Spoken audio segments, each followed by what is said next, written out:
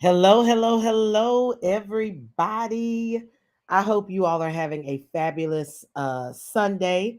Winding down well, winding down well. I am trying to see where I am. I'm live on YouTube. I'm also live. I should be live on Facebook. I am waiting to see exactly where we are coming through. I see in the chat, hello, hello, Valerie, more smalls. Fabulous leader, fabulous leader. We're so excited to have you on. Go ahead and take a moment and tag, like, and share.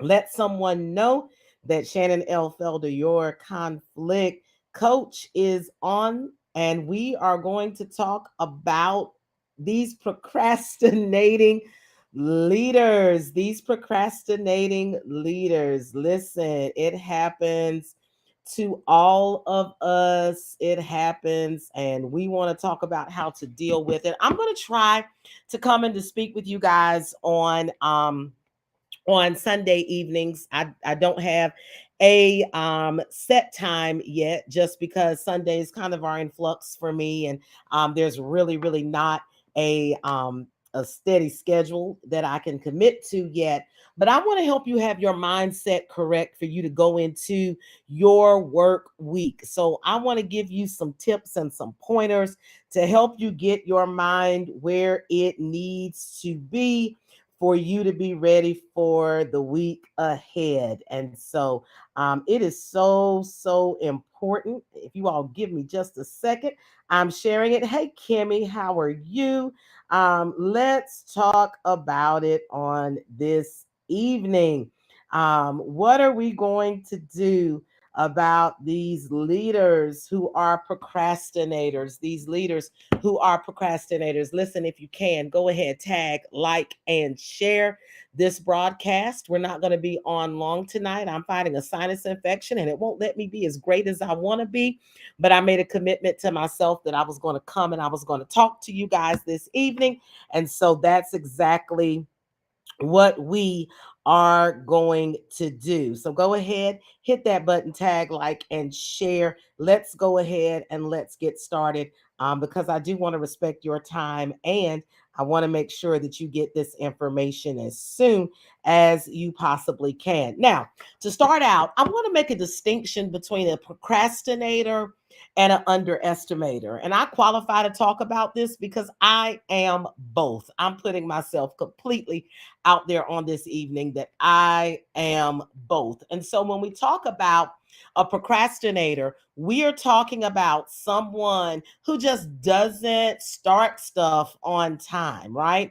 Who just waits until the last minute to do everything that needs to be done. So if a serial procrastinator just always thinks, oh, I can do it later, and they keep pushing it back and they pushing it back, right? And then you have a underestimator, and that's someone who never fully realizes how much a particular project is going to require or how much it's going to demand. And so they think that they have the ability to do it, but then when they jump in and they get started, they find out, man, this is going to take a lot more than I originally imagined. And here's the thing about it: people tend to be the two things together, both procrastinators and underestimators. That is a cataclysmic combination, right? Because you wait until the last minute, and after you have waited until the last minute, it ends up being more than you thought it was going to be. And so now you're in a situation where you're just in over your head. You know, even on tonight. Now, I'm not a serial procrastinator, but I had a meeting at 7:30. And so when I said we were going to come on board at 8:15, I wasn't really properly calculating how long my 7:30 meeting was going to take. And so I ended up coming on here about 9 minutes late. Now, right now, I don't have a team that helps me with my lives, and so it didn't impact anybody but me. But it did cause me not to be as integral in my commitment to you all that I was coming on board at 8:15. And as always happens, there were technology complications that got in the way of me being great on this evening. Why? Because I was an underestimator on tonight. And so when you are, hi, Mother Monroe, when you are a procrastinator and an underestimator, then a lot of times you find yourself in crisis mode. You find yourself in a situation where you have a deadline that is looming, you have something that has to be done, and you are struggling to get it done on time because you've waited too late or you've not planned appropriately. Now, for all of us leaders, the first line of defense to that is number one, stop waiting until the last minute. But number two, the second line of defense is make sure that you properly plan and that you plan well enough in advance, right? And so I want to talk to leaders very quickly. That's not my emphasis on tonight, but I would be remiss if I didn't address us as leaders as well. And I am mid-level management in most of the areas where I serve. So I get to say things as both a leader and a team member. And that's part of the unique perspective that I bring to my conflict practice. So let me just tell you the first thing, okay? If you are a leader, y'all, my BFF is on here. Hello, Faith Washington. You all check her out Friday nights at 7 o'clock. Okay. So let me just talk to my leaders very quickly. Okay. When you have underestimated or you have procrastinated, and as a result, you find yourself in a position where you've got to involve your team, you need to be aware that it is not their fault and that you are inconveniencing them and you are inconveniencing their workload by needing their assistance. It's okay. It's not a problem, but you need to be aware of that. And because you are aware of that, it should dictate how you approach them. You need to approach those team members that you are asking for help, number one, with an acknowledgement and an apology, right? I acknowledge that as a result of my underestimating how much time this task would take and me not starting on time, I now find myself in a position where I have to inconvenience you as your leader. It's my goal to be better than this. And so I'm starting out with an apology, but here's where we are and here's what I need. Okay. Now, the second thing that you need to do as a leader, right? So you need to start out with an apology and an acknowledgement. But the second thing that you need to do as a leader is you need to say, as soon as we get through this crisis, I would like to meet with you so that you can tell me what you were unable to get done because you had to help me, and so that I can help you devise a plan so that you don't fall behind in those things that are actually assigned to you. I am telling you, that will eliminate so much conflict and it will put your team members in the right frame of reference for them to be able to assist you without problem and without difficulty. If you're a team member and you would appreciate it if that was how your team leader approached you whenever they waited too late or they're overwhelmed with a project and they need you to pitch in, I want you to just put in the chat, that'll work, right? If you come to me and you don't act like your emergency is automatically my emergency and you don't act like it's my fault that things did not get done on time, that gives you a lot of leverage with me and that commitment, that understanding that what has happened has inconvenienced me and that you're going to help me rebound from that inconvenience. Okay. All right. Yeah. Somebody said that'll work. Valerie said that'll work. Anybody else like, yeah, I'd appreciate that. It would really go a long way. And one of the things that always amazes me is a lot of times as leaders, we ask team members for things at the last minute, and we have no understanding of what it takes for them to produce that for us. And so as team members, a lot of us, we don't communicate that, right? We just say, oh, okay, and so when I'm working with my clients, I get a lot more nuance. Dr. Paisley, that'll work, huh? When I'm dealing with my clients, I'm a lot more nuanced, but I want to talk to team members from two different perspectives. All right. Again, this is a very broad stroke generalization, but people tend to either be conflict averse or conflict explosive, right? So you have the people that never say anything. They're very meek. They're very docile. They're very mild. And then you have the people who just, they just go in, right? It is get in where you fit in and feel the wrath. And so as much as we want to perhaps be conflict explosive when you're talking to your team leader, you also want to keep your job, right? You also want to keep the contract if you're working with a contract client. And so you've got to be really careful as to how you respond, right? Because what's playing in your head, you can't always let that come out your mouth, right? Because in your mind you're thinking, hey, I didn't do this, this isn't my fault, I really wish you would do your job and let me do my job, right? But if you are like most team members, somewhere in that little agreement that you have concerning you providing services for that company, that organization, there's this little catch-all clause called other duties as assigned. And when you don't do what your team leader, what your supervisor, what your boss says, then you get labeled as being insubordinate. And then they start using catchphrases with you like, oh, she's not a team player, he's not a team player, right? And so then that's a stigma that's attached to you. And the leader is now saying that about you.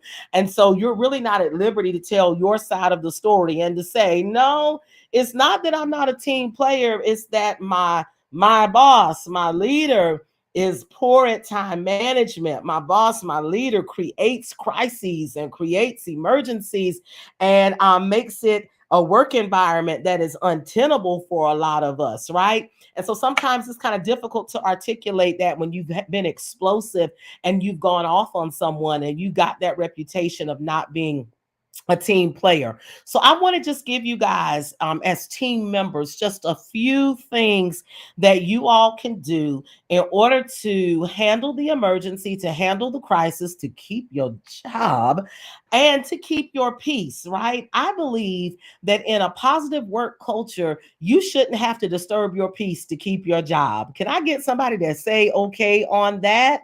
Yes. Oh, I see Dr. Paisley says, well, there are those that always lose and misplace information. Now, listen, Dr. Paisley, you don't need to talk about me like that. The members of my team, they know that I do not like to hold originals. That is a problem for me. I get nervous when I hold originals.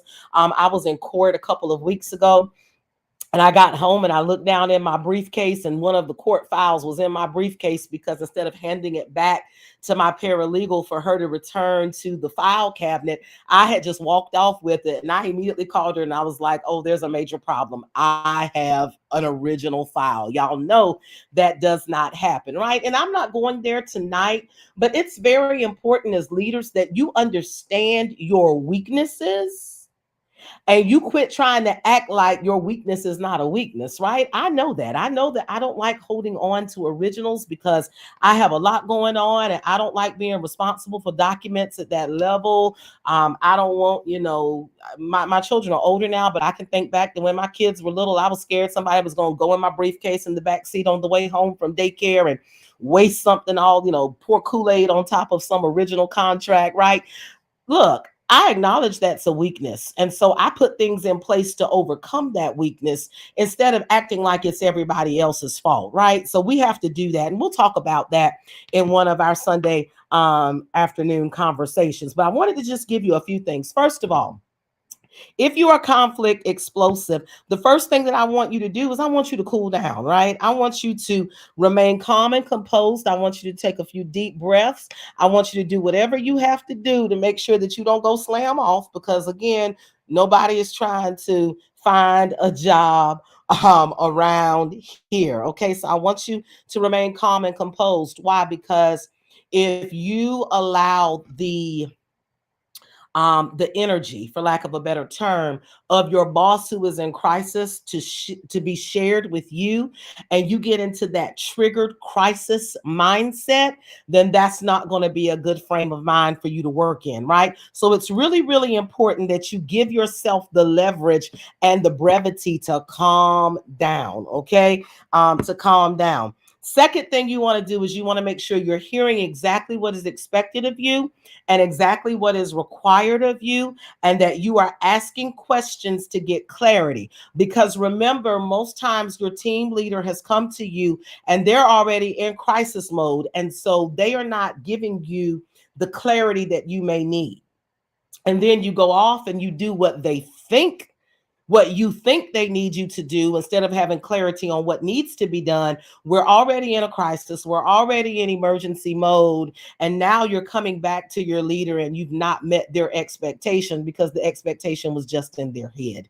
It wasn't clearly communicated. So make sure that you get all of the necessary information. And then I want you to go ahead, and now that your bosses, your team leader's emergency has now become your priority, because that person is the boss, that person is the leader, I want you to be in a position where you can actually outline very quickly those things that you were going to do during that time frame that you may not be able to reach because of what you're doing for your leader. That's going to be very important. Now, let me say this requires that you operate with a high level of organization on an ongoing basis. I'm going to say that again. We have to be organized on an ongoing basis. Hey, Miss Brenda, good to see you. We've got to be organized on an ongoing basis because at any point in time, whether it's your leader's emergency or whether it's something unavoidable that comes up, you have to be prepared to pivot, right? I love that phrase. That's one of my favorites, prepared to pivot. I always say I want to be prepared to pivot, right? And so I can't tell my boss, what my grandmama would have told me. Procrastination on your part does not constitute an emergency on my part, because it kind of does. However, if I am organized and structured enough so that I am prepared to pivot, it won't be as much of a problem, right? And so it's really, really important that you have that understanding, right? Because organization will help you in all areas, right? Let me just be transparent, right? Let me just put myself out there, right? Even when it comes to my family relationships, right? Organization, I see you, Cassie. Organization is your kryptonite, girl. Mine too. Y'all pray for me. But let me explain this to you. Even when it comes to my family relationships, right?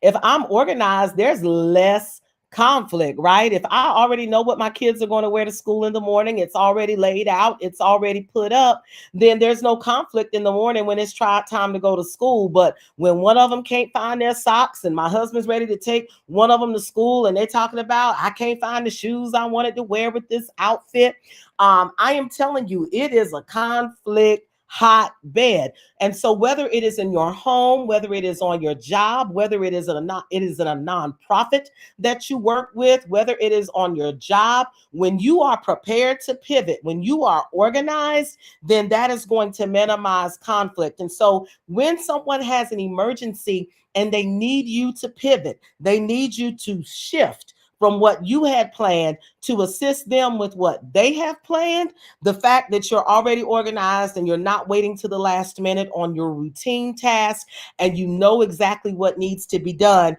it is going to help you, okay? When you are organized like that and you know now you have to pivot and you have to go and you have to work with whatever is your leader's priority, because you're organized and you already know the other tasks that you need to complete, then you know what task you may be able to delegate. There may be things that you can have other people help you with. And it's just a conversation. Hey, our leader needs me to focus on such and such today, but I want to make sure this customer gets called back, or I want to make sure that this document goes out today. So can you just take this when you take the mail, or can you make this phone call for me, right? It may help you to delegate.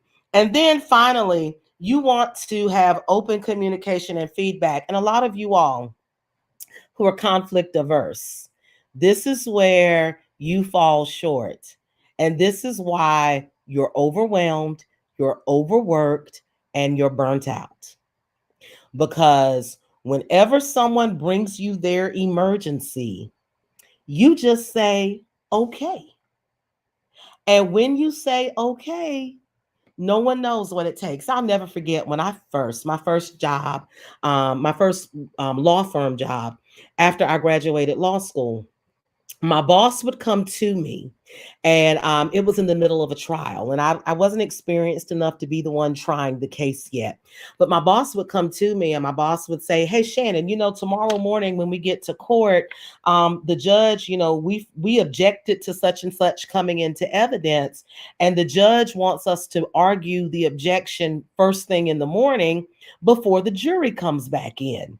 And he said, "Can you research that and give me the bullet points for my argument in the morning?" And all I said, because I tend to be conflict averse, all I said was okay. And I went home. I didn't have any kids then, and my husband can back me up on this. I went home and I spent almost the entire evening. Boy, I researched and I researched. And I mean, there was one time I remember going to bed like 4:30 in the morning, and giving him this nice memo that had everything laid out or whatever.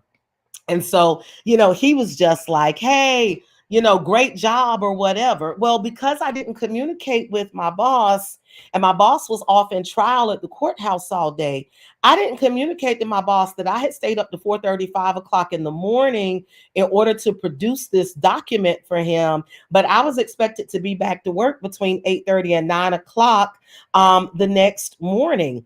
And so I'm tired at work and I'm not 100%, but it's because I didn't communicate to my leader what complying with his emergency request was taking out of me. And so when I finally, like, I guess it was kind of like towards the end of trial and things were kind of winding down. Hello, Evangelist Broomfield from Texas. It's good to see Texas on listening on this evening. When my boss kind of looked back and he was like, "Hey, I've been paying attention to what time these emails have been coming with these memos, and I'm noticing that I'm noticing that they're coming in super, super early or late, late in the morning, early, late at night, early in the morning." And I finally was like, "Yeah, in order for me to give you what you needed for trial, this is what it has cost me." And he was like, "No, you never do that. You always tell me we'll adjust your time. You should have come into work at 11:30 or 12 o'clock to recoup that. And I want you to be fresh. I want you to be I want you to be on your best game." But the conflict averse Shannon would not tell them in advance, "Hey, in order for me to do what you're asking, this is what it's going to require of me." A leadership tip, and I'm not going to be on here much longer, but a leadership tip that I like to give all of the leaders that work with me is periodically you need to do the things that your team members do on a routine basis, because sometimes we forget how much it takes, right? Um, you know, um, in the legal field, a lot of times we have to send out certified and registered mailings and things like that. And so, as an attorney, you can just get in the groove of just like, it. All I did was ask them to mail something out, but you forget how long it takes to fill out that green card and record that tracking number and do all those types of things. The last time I had to send out a certified letter, I was like, I don't even know why I'm an attorney, because I obviously can't do the simplest of tasks. It probably took me 15 or 20 minutes to do a letter. Why? Because it takes more than you remember. It takes more than you realize. And so, if you're a team member, sometimes your boss has become desensitized or forgetful to how much it takes for you to do the things that they're asking you to do. And in their mind, it's a quick task, but for you, it's a time consuming task. And so it's really, really important that you communicate that. Now, here's the magic. Okay. Here's the magic moment. Okay. Sometimes in a crisis situation, when your leader is in a crisis, this is not the time for y'all to have an in-depth conversation. If you are conflict explosive, then you might be going off in the moment, or you might go off later on. You might go and give your boss a piece of your mind, right? But let me tell you, you need your mind, so don't be passing out pieces, okay? So you may be, if you're conflict explosive, then you're probably going to address it and it's probably not going to end well. But if you're conflict averse, I tell people you tend to just suck it up, buttercup, and you just keep going. and you never tell the person, and then they keep coming, and then you become the dumping ground for your leader because they think it's easy. They think it wasn't difficult. Hey, Jeanette, my friend is on. Thank you. And so it is very important that you commit to having a follow up conversation, a feedback conversation. And what should that conversation include?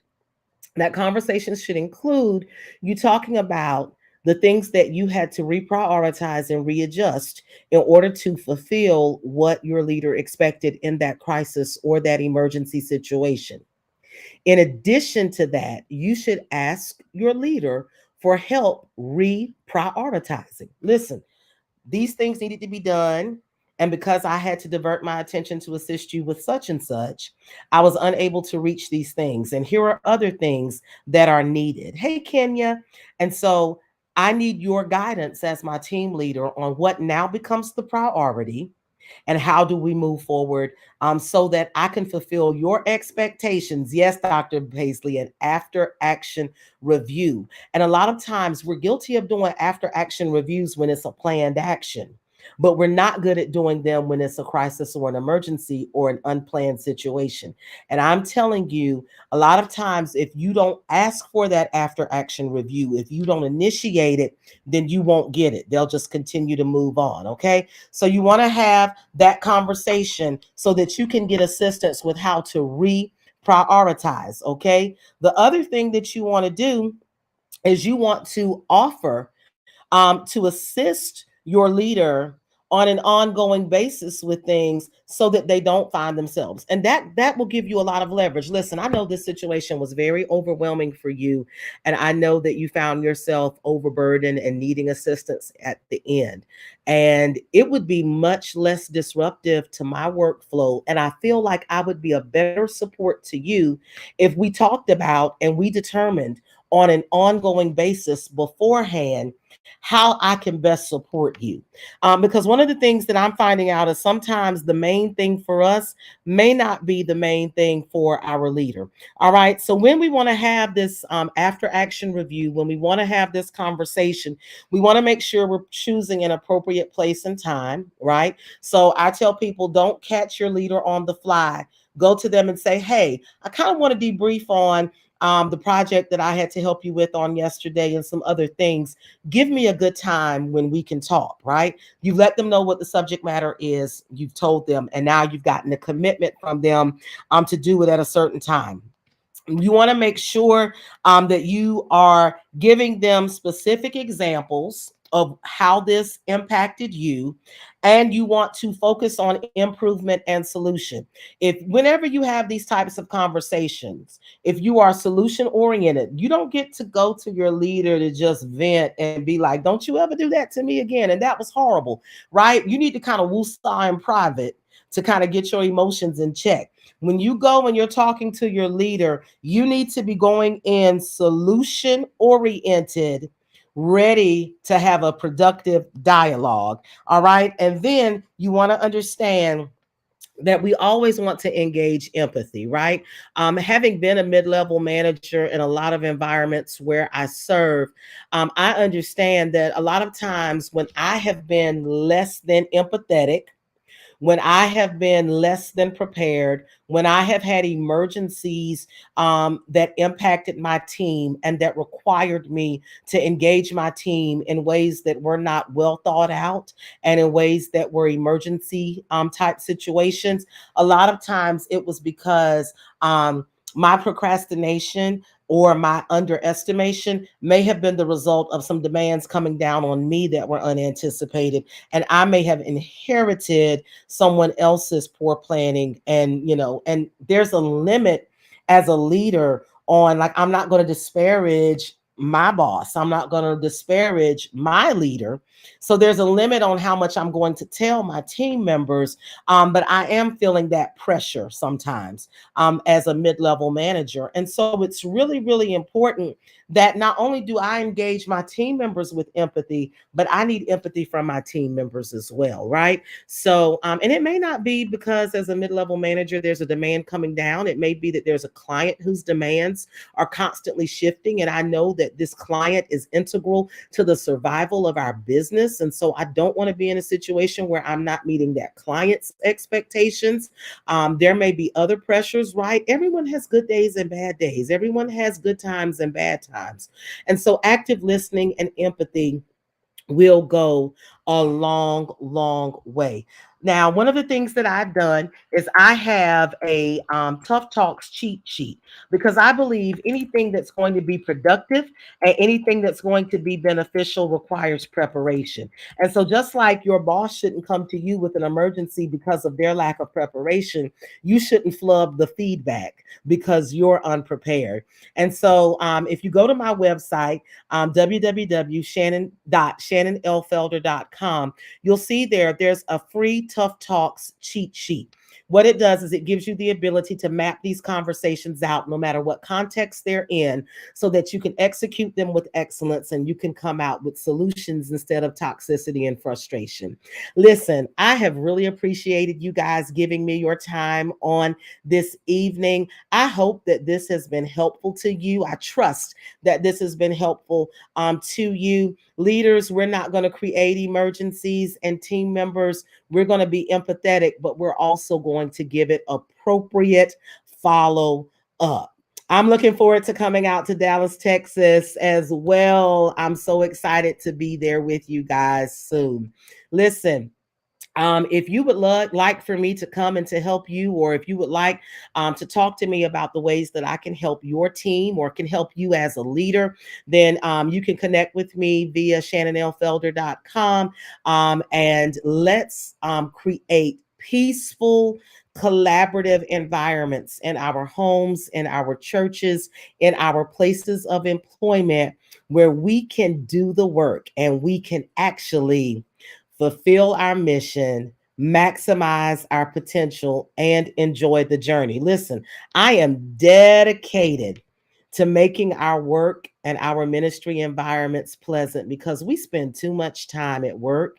We spend too much time in fellowship at church, and church is too necessary for us not to do what needs to be done. Thank you guys so much for tuning in. And make sure you're connecting with me. I am Shannon L. Felder on all social media platforms, and I look forward to helping you to navigate conflict successfully so that it is a tool for growth and not an obstacle to your productivity. I'll see you guys again live next week.